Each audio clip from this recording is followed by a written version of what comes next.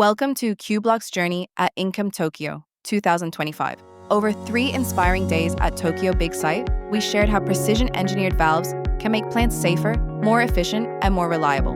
From the very first morning, our booth at East Hall 5, P02, became a meeting place for engineers, plant managers, and industry experts looking for smarter flow control solutions.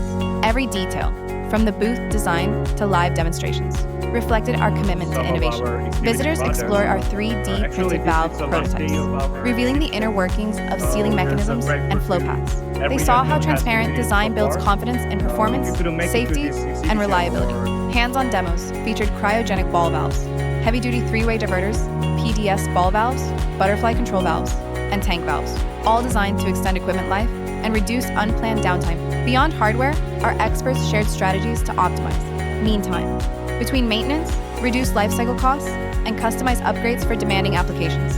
Each conversation was about helping plants achieve higher reliability while managing budgets responsibly. A heartfelt thank you to our Japan team and everyone who visited the booth. Your questions, feedback, and enthusiasm drive us to deliver better solutions every year. Couldn't make it to Tokyo?